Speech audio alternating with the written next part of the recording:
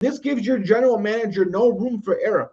The only way you're going to be able to supplement these three players is through the draft. You're obviously not going to be a player in trades or in free agency. So you're going to have to just supplement your team to the draft, and then you're going to constantly have to replace those guys every 3 to 4 years. So pretty much their GM can't miss. If he misses on a first-round pick, this team is absolutely screwed. And the thing is, their offense was great last year. The reason why they didn't make the playoffs was their defense. So now I don't know how they're going to be able to prove their defense except for the draft. And the draft, yeah, it's going to help you in the future. But are these rookies really going to be able to come in and be able to help you year one? That's going to be 2-3 years down the line. So it's great that you got your elite players, but I think the Bengals made a mistake. They should have just kept Jamar Chase, not both him and Higgins. But what did you think, Nick? So I'm going to have a very unpopular opinion.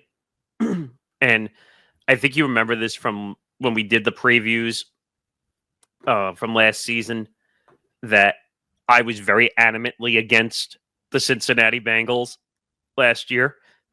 And people got mad at me and started pelting me with tomatoes and rocks and stuff. Like, well, Nick, you don't know what you're talking about. You obviously have never watched football before. Well, what happened at the end of the year? They missed the playoffs.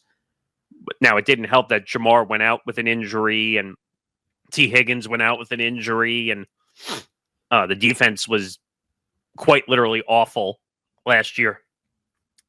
But you actually beat me to my point. $70 million combined between these two guys. Have we ever seen a formula where $70 million of your cap is paid to two guys? That's never happened.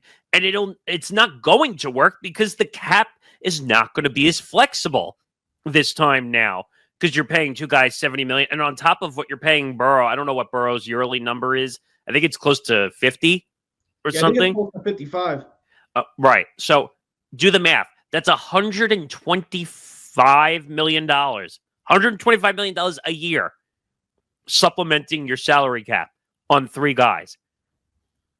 That's not winnable. That's not winnable football.